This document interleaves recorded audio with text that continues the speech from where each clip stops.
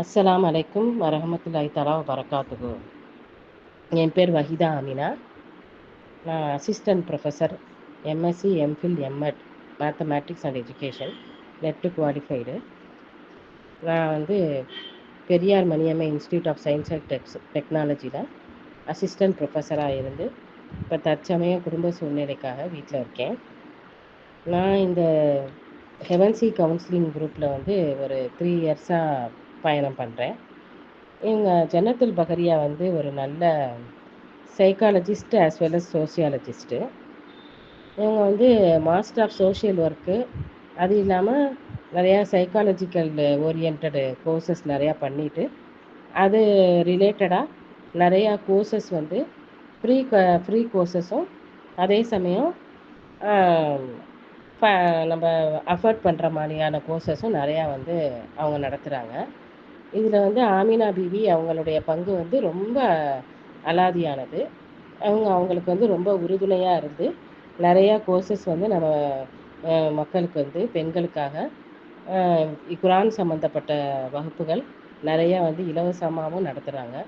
அது கண்டிப்பாக அவங்களுக்கு ஒரு சதக்கத்துல் ஜாரியாவாக இருக்கும். இந்த இதில்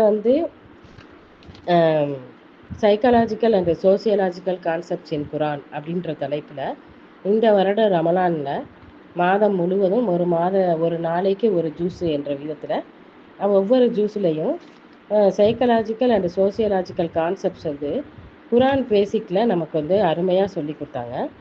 இதில் நம்ம கற்றுக்கிட்ட விஷயங்கள் என்ன அப்படின்னு பார்த்தீங்கன்னா, பொறுமை, விட்டு கொடுக்கும் தன்மை, சமூக நீதி, சமத்துவம், இன்னும் நிறைய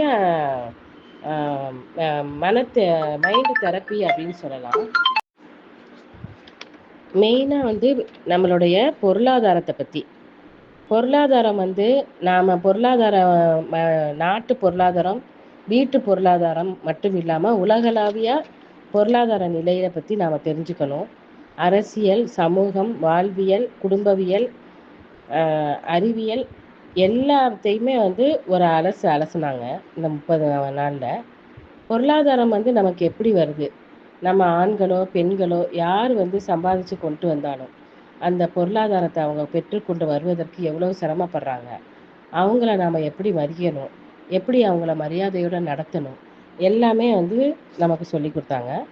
பொருளாதாரத்தை நாம் மேன்மேலும் எப்படி நாமளும் உயர்த்தணும், இந்த நகைகள், நம்ம பணம் இதையெல்லாம் சும்மா வச்சுருக்காம அதை ஒரு இன்வெஸ்ட்மெண்ட்டாக கொடுத்து அதிலிருந்து நம்மளுடைய பங்கை எப்படி பெற்றுக்கொள்ளணும் பெண்கள் அப்படின்றத ரொம்ப அருமையாக சொன்னாங்க. அப்புறம் விட்டு கொடுத்து போகிறது, நம்மளுடைய தவறுகளை நாம் ஒத்துக்கிட்டு அதுக்கு அந்த தவறை எப்படி சரி பண்ணணும், ஜஸ்ட்டு மன்னிப்பு கேட்டால் மட்டும் பத்தாது, அதை எப்படி சரி பண்ணணும், அதுக்கு எப்படி பரிகாரமாக நாம் எப்படி செயல்படணும் அப்படின்றத சொல்லி கொடுத்தாங்க. மெயினாக குழந்தை வளர்ப்பு, குழந்தைகளை ஆண் பிள்ளையாக இருந்தாலும் பெண் பிள்ளையாக இருந்தாலும் சமமாக நடத்துங்க, அவங்க எல்லாருக்குமே வீட்டு வேலைகளை சொல்லி கொடுங்க, இப்போ எல்லாத்துலேயும் அவங்கள பொறுப்பெடுத்துக்க வைங்க, அவங்க சோஷியல் மீடியா, ஃபோனு, கேட்ஜெட்ஸ் எப்படி யூஸ் பண்ணுறாங்க, என்ன பண்ணுறாங்கன்னு கண்காணிங்க, அவங்களோட ஒரு தோழமையோடு பழகுங்க, எந்த இடத்துல பிடிக்கணும், எந்த இடத்துல சுதந்திரமாக விடணும் அப்படிங்கிறத தெரிஞ்சு நடங்க அப்படின்றத அருமையாக சொன்னாங்க.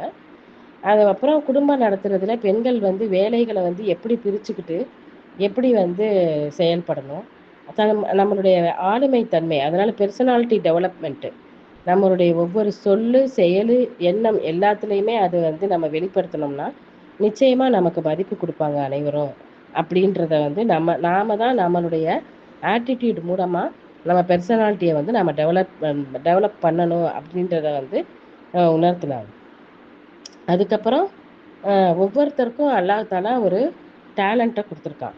அதை நாம் சும்மா ஏதோ ஒரு நொண்டி சாக்கு சொல்லிட்டு, எனக்கு கல்யாணம் ஆயிடுச்சு, குழந்த இருக்குது, எங்கள் மாமியார் வீட்டில் அது பண்ணுற பிரச்சனை, அதனால் என்னால் அதை செய்ய முடியாது, அப்படிலாம் நம்ம சாக்கு போக்கு சொல்லாமல் அது மூலமாக நாம் எப்படி வருமானத்தை பெருக்க முடியும், அதை நாம் எப்படி நாமளும் அதை பயன்படுத்தி இந்த சமூகத்துக்கும் எப்படி பங்களிப்பு செய்யணும், அதுதான் ரொம்ப ரொம்ப முக்கியம்.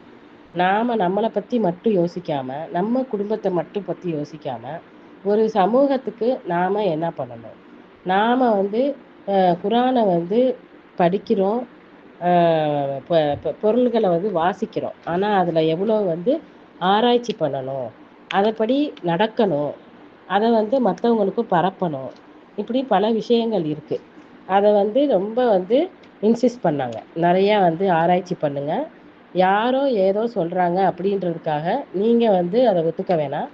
நீங்கள் உங்கள் அறிவுக்கு சிந்தித்து செயல்படணும். அது ரொம்ப ரொம்ப வந்து அருமையாக சொன்னாங்க. இன்னொன்று வந்து ஜக்காத்து. ஜக்காத்து, சதக்கா அதை யாருக்கு எப்படி கொடுக்கணும்? வந்து ஒவ்வொன்றுக்கும் நம்ம வந்து வரி கட்டிக்கிட்டு தான் இருக்கோம். அப்போ வந்து இப்போ ஜிஎஸ்டி, ஐஜிஎஸ்டின்னு ஏகப்பட்ட வரிகள் நம்ம மேலே சுமத்தப்பட்டுக்கிட்டு இருக்க இந்த காலத்தில், நாம் சும்மா எதுக்குமே பயன்படாமல் வச்சுருக்க ஒரு நகைக்காக நாம் எதுக்கு வந்து ஜக்காத்து கொடுக்கணும்? வந்து ஒரு எக்ஸாம்பிள் வந்து நான் சொல்கிறேன். குடியிருக்கிற வீட்டுக்கு வந்து ஜக்காத்து இல்லை, தங்கம், வெள்ளி, மற்ற விவசாய பொருட்கள் அதுக்கெல்லாம் வந்து எப்படி எப்படி ஆடு, மாடு அதுக்கெல்லாம் வந்து எப்படி தரணும்னு சொல்கிறாங்க. ஓகே. என்னுடைய கேள்வி என்னன்னா, ஒருத்தர்கிட்ட ஒரு 40 பவுன் நகை இருக்குது. அவங்களுக்கு சொந்த வீடு கிடையாது. அவங்க வாடகை தான் கொடுக்கணும். அந்த நகையை வச்சு அவங்களுக்கு எந்த பயனும் கிடையாது. ஜஸ்ட்டு பீரோவில் தூங்குது. ஏதோ ஒரு கல்யாணத்துக்கோ காட்சிக்கோ போட்டுக்கிட்டு அதுக்கு மேலே ஒரு புர்காவை போட்டுட்டு போயிட்டு வந்து கழட்டி வைக்கிறாங்க. இதுதான் அவங்க சொன்னாங்க கிளாஸ்லேயும். இது ரொம்ப யோசிக்கணும். இப்போ நீங்களும் சொல்லுங்கள். ஒரு இந்த குடும்பத்தில் இருக்கிறவங்களும் சரி, இந்த வந்து யூடியூப்பில் பார்க்குறவங்களும் சரி, இதுக்கு ஒரு தீர்வு சொல்லுங்கள். ஒருத்தர் 3 கோடி ரூபாய் வீட்டில் இருக்காங்க. எவ்வளோ? 3 கோடி. அவங்க அந்த வீட்டுக்கு ஜக்காத்து கொடுக்க தேவையில்லை. ஏன்னா அவங்க குடியிருக்கிறாங்க அந்த வீட்டில். அவங்க மட்டும்தான் குடியிருக்காங்க, வாடகைக்கெல்லாம் இல்லை.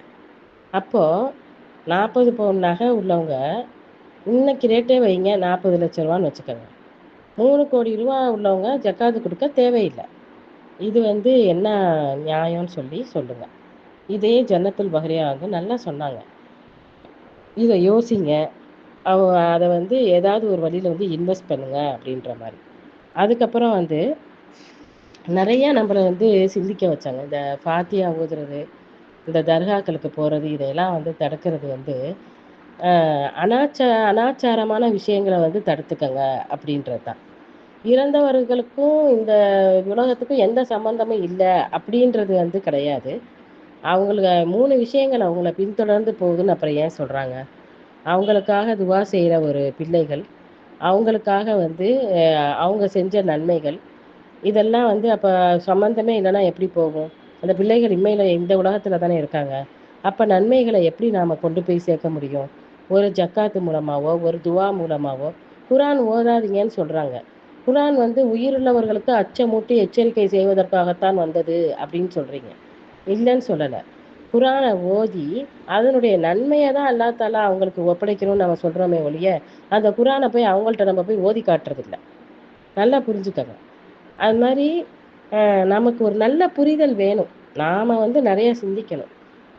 ஓதுதல் மூலமாக, நம்ம வந்து ஒரு தான தர்மங்கள் செய்கிறது மூலமாக அவங்களுக்கு வந்து நாம் எத்தி வைக்கிறோம் அந்த நன்மையை. அப்போ ஒரு கெட் டுகெதர் நல்லா புரிஞ்சுக்கங்கம்மா.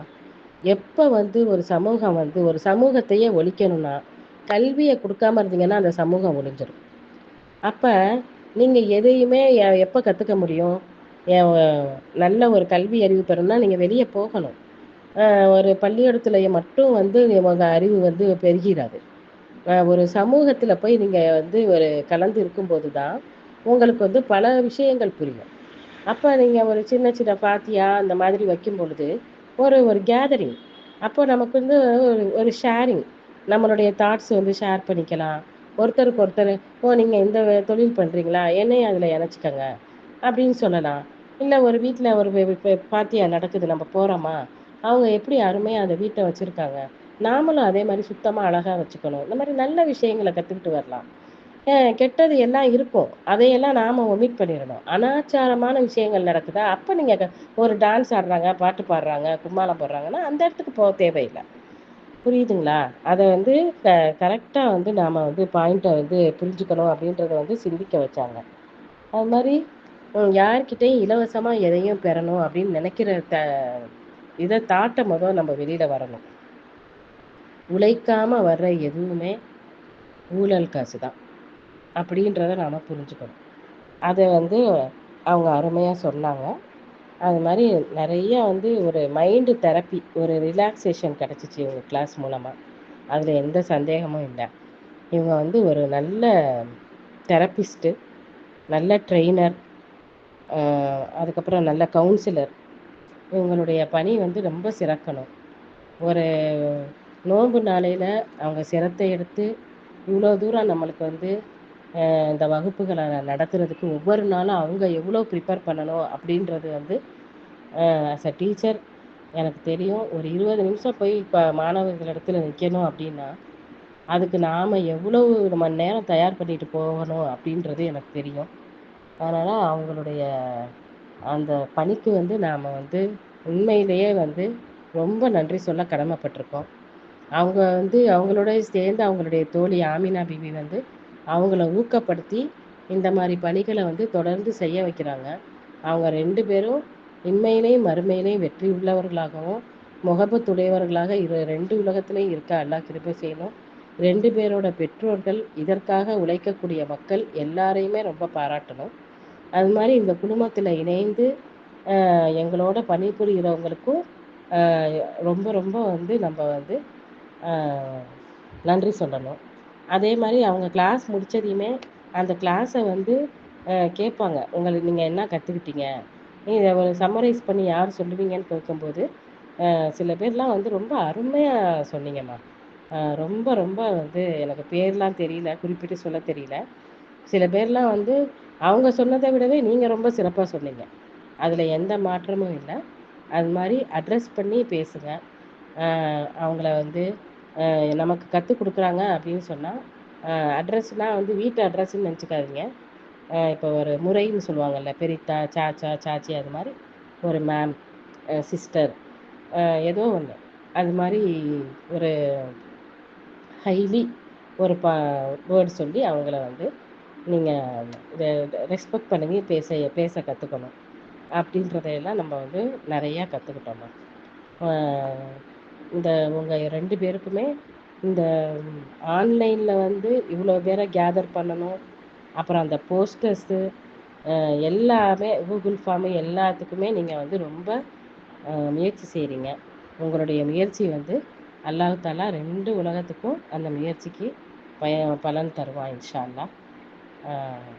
இதோட என்னுடைய ஃபீட்பேக்கை நான் முடிச்சுக்கிறேன். இன்னும் நிறையா சொல்லிகிட்டே போகலாம். யோசிக்க நிறையா வருது கருத்துக்கள். ரொம்ப சந்தோஷம்தான்.